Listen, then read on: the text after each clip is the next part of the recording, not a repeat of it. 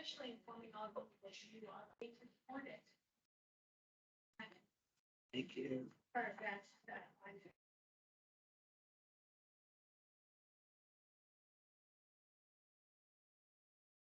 It is currently 4:30. I'll call the meeting to order at this time and want to welcome all the board and the staff and the visitors that are just overflowing out there. But anyway, the minutes of the March 10th meeting. Everyone have an opportunity to peruse that. Do I have a motion to go ahead and approve the minutes? I move to accept the March 10th meeting minutes. Motion has been made to approve the minutes. Do I have a second? It's moved and second to approve the minutes of the March 10th, 2022 meeting. All those in favor say aye. Those opposed? Unanimous. All right, Megan, if we could have the librarian report then.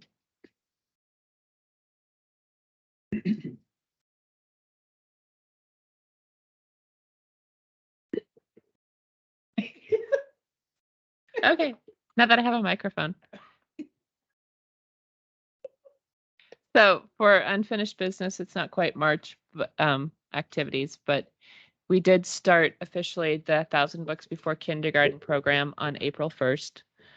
We've probably had 20 packets picked up so far. And the packets are just information about the library, information about the program, and then a lot of bookmarks, and then also some information about the Dolly Parton Imagination Library that Rotary sponsors. So that's just another way for that same age group to get free books. The library did submit the 2022-23 budget to the finance department. And I don't know if you call them hearings or the hearings for those are coming up, I think, next week. So if you really want to get more into the budget, you're welcome to come to those, I believe. I encourage everybody. I do like them. It is like Christmas for Brandon, so. It is Christmas. Yes, yeah. Our circulation is up another 18% month over month again, which is very good. Our building visits are up 38% over February. So everything's looking good. The change of the mask mandate really changed how many people started coming in. Even if they're still wearing masks, they're coming back. New business, we can talk about that a little bit later as well. Summer reading, we're gearing up for summer reading. I'm going to be asking for volunteers to help with some of that. But skipping that for now. Collection updates. We're still streamlining collections, updating things. We've moved the kids' audiobooks to be over in the kids area. And more people are actually finding them now, which has been great. Joy was approved for a few more hours a week to work, so she's been catching up on a little bit of backlog from the last year or two. And it's been great. She's been having great fun, and that's why Eva got a book, like it came in today, and she got it out today. And I even delivered it. We've still been adding teen and kids graphic novels as they're coming in. We ordered over 100 of them. We were looking at getting some new shelving for the teen graphic novels because the shelf that's there, one of them is not in the best of shape. However, what I ordered arrived damaged, so it has to go back. We're waiting for a refund, and then I'll try again. We're trying to move the nonfiction audiobooks so that they're next to our new large print collection, see if that helps their circulation. We've moved the Western audiobooks to be next to the Western fiction books. Again, just trying to get some circulation up. All of our magazines are now in our spinning display rather than in storage boxes on the shelves. And I've seen a lot more of those being checked out for older issues. We used to just have the most current issue in the spinning thing. And that would check out, but then older issues would just kind of sit on the shelf. So people are actually checking out some older stuff now, which is nice. Could you explain to me, Megan, exactly what the spinning display? So it is this black metal thing that's about 5 feet tall that holds the magazines that's right next to the DVDs. And it has 4 sides and just spins around. Mm. Yeah. Yeah. Like the old school paperback displays. Staff are working on some computer generated list cleaning out records from the catalog. More than half the staff have never seen these lists before, so that tells me that some of this cleanup has not been done since 2018 or 2019. This is just like material that has it's been long lost. Patron may or may not have paid for the item, but the record is still in the catalog and still just shows as lost or missing or something. But we don't have the item and haven't had it for a number of years, and nobody's actually requested us to get a new one. Or the new one was a slightly different edition or something. So we're just kind of cleaning that up and taking some of those records out, which will help people find things a little bit better. Any questions on collections?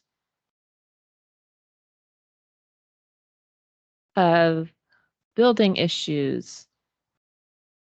So the pro tem city manager, Christy, came over, and 2 members of the police department came to talk with us after, because the homeless encampment at the old city hall was being shut down. That was actually at the beginning of April, but they came and talked to us the week before to kind of go over any potential issues that might be coming up. We now have a list of who to call when there's certain types of emergencies or issues happening in the building. This includes like after hours, like after 5 p.m. hours, and then weekend hours of who to call for whatever issue. I'm totally gonna get the wrong. I always call it facilities, but it's not that. Briggs people. Public Works. Public Works Department is now making daily picking up the trash from in front of the building and from the garbage can, hopefully, and from the back of the building daily. This week they've also been picking up. People have been leaving bikes for I don't know why we've had a lot of abandoned bikes lately, but they've been picking those up as well. So they're just being more aware of making it look a little bit cleaner outside. We had a patron, I guess the best way to say is they got in a fight with the bathroom. No one else is in there, it's just them. But the toilet paper holder and the paper towel holder were kind of dislodged from the wall. Public Works came and reattached those so they're secure again. And then our cleaning crew cleaned everything out of the bathroom and They know as well. who the individual was? He's been arrested and is currently in jail for many crimes, not just having fun in our bathroom. But everything's been fixed. You couldn't tell any difference now. We had a little bit of a spring ant issue, and the exterminator has now been by twice to try to help us with that. Basically, along Kalmaya, the flower beds the ants are living in those and just coming into the building a little bit. So we just are getting that taken care of. I had one other thing I wrote down that I totally forgot. And then last week, so at the end of March, our security cameras, I had the company come out and kind of reposition a few of the cameras and fix a few of the ones that were broken. So if we need to have the video recordings from any of those, it's easier for us to access them now, and we get better views. We had one camera that literally was just watching the gas meter on the outside of the building. For some reason, it had just started pointing straight down. And it just happened to be right on the gas meter. So now it actually covers a parking lot, so that's good. Any questions on any of that? Changes in the building. We've put more kids' toys out. We're now offering headphones at each of the computers, so you don't have to come to the desk to check them out. They're just sitting there waiting to be used, which I've gotten a lot of good compliments on that. That was something that was done before COVID, and now that some of the regulations are changed, we can put them back out. We had the county health department gave us a surprise gift of a bunch of COVID tests, masks, and hand sanitizer. We gave those out over a day. Went through them. I think we ended up with like 300 COVID tests that we gave out, thousands of masks, and gallons and gallons of hand sanitizer. And we were able to get rid of all of that within a day and get a lot more people. We had several people that one guy came in and was like, I didn't even know the town had a library. I had to like call somebody to ask where you even were because I saw the post. So he actually ended up getting a library card too. So it was worth it. And kids are loving having all the toys out. Staff are not quite loving picking them all up every night, but it's okay. For passive programming, we put a little table out to decorate a felt egg, and that's been popular with all ages. Had one homeless teenager that spent a couple hours there every day making some eggs, and she did some really beautiful designs. She left them for us to be able to decorate with. But she was just very thankful for something to do and be creative, and had kids make some exciting eggs. I don't know. 1.5-year-olds are only so good with a bottle of glue and some glitter. We've given out at the end of the month, we'd given out about 40 yarn wrap egg kits, just a little egg that you wrap in colorful yarn, and then it kind of becomes more fancy than a regular egg. As of now, because I wrote this for the end of March, we've given out like 75 total. How are they known or aware of the activities that you're having there? Usually it's word of mouth. People that come in, they can see the table. We're also doing social media advertising, putting stuff up there. And then some people share them on their various community groups or family groups. So that's how the word's getting out. Good. And we're doing pretty good with that. And I found if I just put the word free in our Facebook post, that'll get a lot more people. If I don't put that word, it's like even if it still is free, not as many Free people. is a very good price. Yeah. For an activity that you can take home. It's fun. We gave out coloring sheets and activity sheets for St. Patrick's Day, for Women's History Month.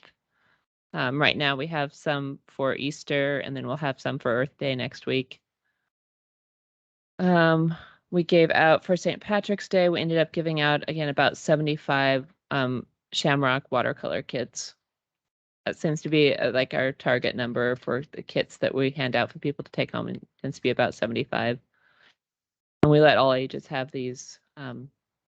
Had some seniors that like, oh, that looks like a cute project. I'm like, well, would you like one?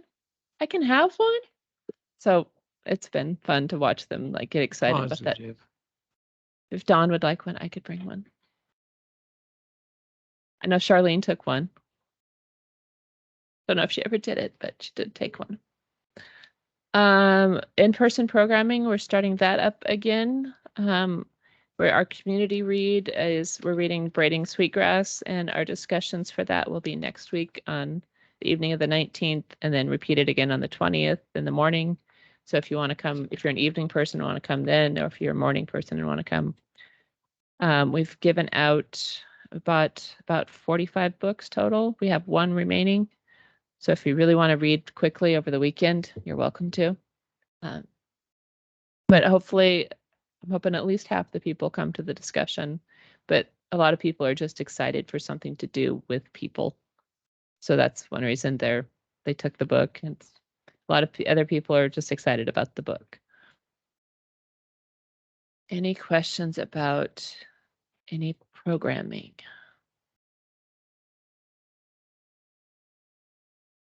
And then my last thing I have for updating is just was meeting with, this could be more in the April report. I met with the Community and Economic Development Director at the beginning of April to try to identify some possible property in town for putting the library on. And I think that discussion went really well, and we're continuing to brainstorm, and I'll have more to report next month, I hope.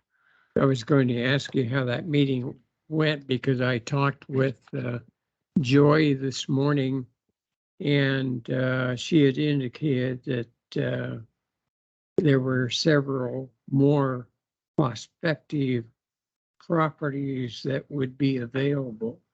Yeah, I have a list of about 5 that are possibilities. It doesn't mean that we could get the property or that it would actually work. A few of them were having to check on floodplain if there's any floodplain issues or anything like that. Have they looked at that piece of property that Joyce Guile has? Oh, let's see, right next to the Dairy Queen that goes back quite a little bit. I don't think that one, but I can ask about that one too. Yeah, that's from my perspective as an investor in real estate, that's a real good buy, I think. And whether we went up or whether we went out, I like the idea of the property being so visible as far as the public is concerned. And I think that's one of the things that we have lacked over the time is the visibility of the library. Like a lot of the comments you've received from the people where they said, we didn't know Sweet Home had a library and so on like that. And I think that would address that issue. Yeah, I would love to be on Main Street or Long Street. Yeah. Just for that visibility reason of, I don't want people to like, I didn't know you even had a library. Yeah. Like if you've driven down one of the main streets, you should know that we exist. City Hall being there used to be helping make it more visible. Yeah. But that's all right. That is all I have for my report. Okay, any questions or comments from any of the board?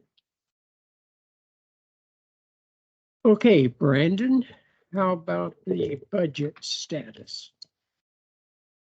Things are looking pretty good through this point in the fiscal year. The report in your packet takes you through the first 3 quarters of our fiscal year. So we're down to 3 months left in our year. I can't believe it's coming to a swift end. But as far as the library is concerned, things are going rather well. We talked last meeting about the 500,000 donation deposit. You see that there in the top line. We haven't received the additional amount yet, though tax filings aren't due until Monday. So hopefully they'll file on time, or they may end up filing an extension. We're not sure. Whenever they do file, we will then subsequently see the last distribution we'll receive from that living trust. So we're hopeful. The funds from that, Brandon, is that all put in the state as far as The cash itself, you mean? yeah. Yeah. So any of our cash, we've got multiple places where our cash ends up, but most of it in the state's local government investment pool. We do have some investments citywide in other treasury bonds and other bonds. I guess my question is that 500,000 is getting some interest on it, but I'm not sure what the state is paying right now. That must be not a lot. It is earning a whopping 0.65% interest rate on any of our cash sitting at the local government. That's better than 0.23. Well, that's true. 0.25. Yeah. We do have some investments citywide, and so this money would benefit from those specifically too, that we're seeing returns near 1%. So we're trying to maximize. Now, does that fund with the state, does that generate the interest that comes to the library account? in particular? Yeah, we take all of our cash withholdings across all of our funds and distribute interest based on the a percentage of the total cash on hand. So the library would receive a portion based on the amount of cash they have on hand at any given time in their fund. Go ahead. The remaining parts of the revenue report, I'm happy to report that we finally crossed the 100% threshold on the current property taxes. We've all known that that was going to be the case for the year. We're anticipating $10,000 above what the budget number was, which was the 509,000 you see in that second column. Excuse me. And we've got 3 more months left of distributions from the county. So I imagine we will hit that without any issue. Overall, library revenue in the library fund is at 99% of what we had budgeted for the year. So we are sitting in a good position. I have no doubt that Megan and team will bring in more revenue than we'd anticipated, and that's not a bad thing for us.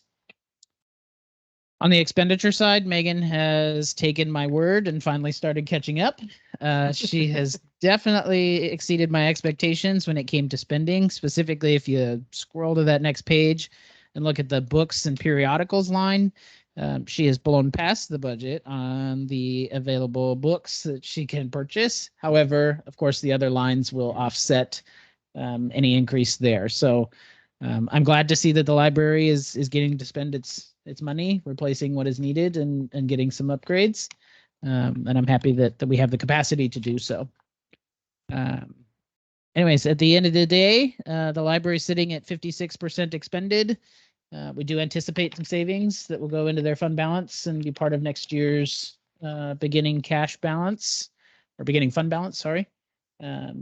And the budget process, as Megan alluded to, is underway with our next budget committee meetings next Tuesday and Wednesday. So if anybody really likes numbers as much as I do, I would encourage you to come join us. It's a good time. I've got a question about the budget. Okay. I just looked at it briefly online and I saw that there's like $100,000 earmarked for the architects to render some sort of product. Conceptual drawings of sort. Yeah. So I don't know where that number came from, and will that be enough, or just wondering about that amount? Sure. So to be honest, when I was asked to put when I heard the plan to have the consultants do up some drawings and work, in my head I thought 10%, and for some reason in my head I decided that this library was only going to cost $1 million. That's not the case. However, there's still a lot of work that would have to be done. I think 100,000 will get us through next year, because there's still, as we've talked about, site selection, conceptual drawings. It's going to have to go to council. Realistically, this is going to require public approval to provide some sort of revenue to pay for some sort of library or other sources. So there's a lot of work to be done that I think 100,000 will cover next year. And if we do need a little bit extra, we have reserves that we can draw from to aid in that process. What has the attitude been as far as the city council is concerned about the new? I think the city council, I couldn't speak for all of them. The conversations have been ongoing. I think most of the council is in support of reviewing options for a library. We haven't taken a formal vote or had a formalized discussion on it, but they are intrigued, I think, by the opportunity, and it'll depend really on what it comes down to from financing and where it might be. Yeah. So I think they're cautiously moving forward, just kind of waiting for more information. Okay, good. Thanks. And you also mentioned looking at the estimate from previous architects. Is that what you're referring to in terms of getting that $100,000 number? Yeah. So generally, an architect is the amount is about 10% of whatever the overall construction is going to be. Yeah, I'm just bringing that up because we haven't really engaged an architect. Right. And that's open to be bid. So just want to be clear on that. When the time comes, we'll budget significantly more than 100,000 for an actual architect. This will just be for some light work to get us further along in the process. Any questions from the board? All right, moving along then. How about the library's statistics for March on it, Megan? Are there any questions about any of those? I don't want to just read numbers to you.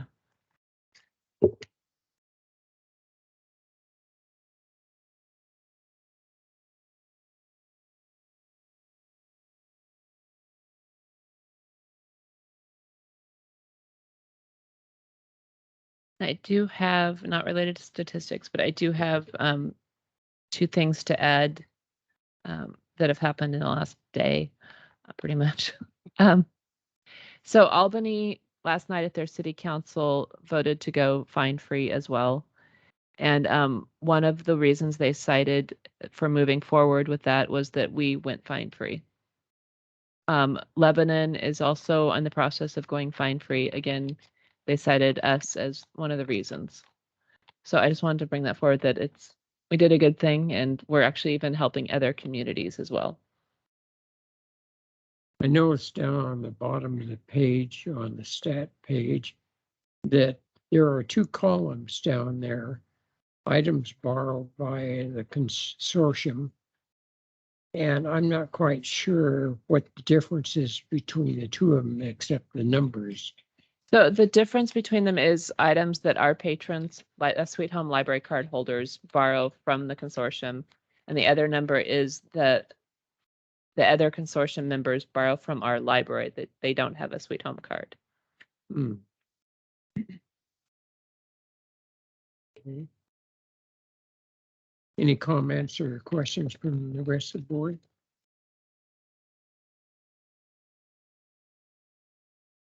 Okay, how about the 1,000-book kindergarten? So as I mentioned in my report, that's going fairly well. The library hosted the Chamber of Commerce Coffee with Colleagues on Tuesday morning. And then Scott and Miriam from the New Era were there. And Scott is going to have Benny come over in the next few weeks and probably do an article about stuff happening in the library. And that'll be one of the things that we're going to highlight. Good. And then I also want to get people excited for summer reading stuff coming up. Would you like to go ahead and address the first, I want to get you guys excited about summer reading. Say what? I want to get you guys excited about summer reading too. Yes. So the theme for this year is Read Beyond the Beaten Path. That's the theme that most of the libraries in Oregon are going with. It's doing stuff outside. It's camping related. We're going to go with kind of a parks and camping type of bent on this. So we're going to have,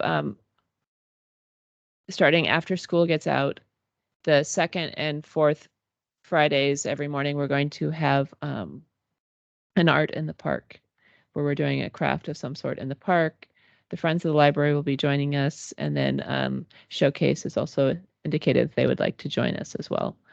And then June, July, and August, the city is doing a movies in the park one night a month. And we're going to be there as well, promoting summer reading and also having an additional craft. And theirs is on the third Friday. So it's kind of almost every Friday we'll be out in the park at some point. This year we're going to try something slightly different with summer reading. We're going to have a summer reading program, not just for kids, but also for teens and for adults. For teens and adults, they will be doing like a bingo card. When they get a bingo, they'll get a prize. And then if they do decide to go with like black out the entire bingo board, then they'll be entered to win a bigger prize. And then for teens, we're also going to be offering a couple times a month a game night in the library where they can just come into the library with their friends. We'll provide some food. They can pick one of the games that we have and just play whatever they would like, be kind of as loud as they would like, and just kind of be themselves and have something to do. And then if that turns out to be popular, then that might be something that we continue into the fall, if not beyond. Because we've had several teens just on their own come in with a friend or two and see one of the games and grab it and want to play it. So like, this is a great idea for something to do. That sounds like a lot of fun for you. Yeah. So it'll be nice and easy. And I think it's a good theme, especially just getting out and about. And we have such great parks here that it'll be good.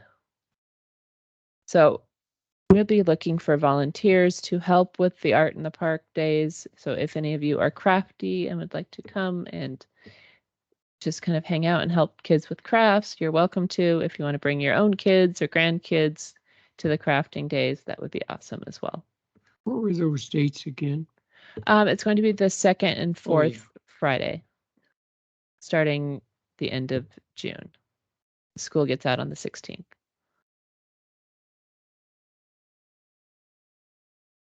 Need to get in touch with you if you want to volunteer. Yeah. Good. And there'll be more information going out and meeting with our communications person on Monday to start doing getting some of the posters and publicity ready for that. And then we'll get that out probably about a month before it starts. Good. Good. Any comments or questions for any of the board? Well, I would just like to make one more comment. And that is relative to ORS 192.650 D and E. I taught law at Lewis and Clark College, and that has to do with the public meetings, recording, and so on.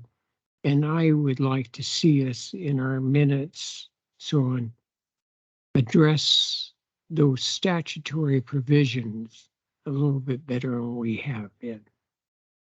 In particular, discussions who made them and that type of thing.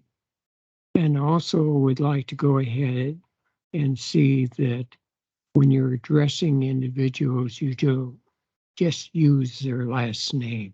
I think it should be Megan Daisy is librarian. I think it should be board member and that type of thing. Okay. Because if people are donating their time to go ahead and do it, I think they need a more professional type address to that than just go ahead and say their last name. Okay, not a problem. Okay. Any further comments, questions? I just have a comment. I'm really glad to hear that you're meeting with the city manager pro tem about locations, because it seemed like maybe locations for a new building, because it seemed like maybe that would be put on hold given that we don't have a permanent city manager. And so I'm just glad to see there's some movement given the structure that we have. Yeah, So we don't thank want you. to miss out. We want to keep moving forward. Yeah. Thank you. There are no further business before the board. I declare it adjourned.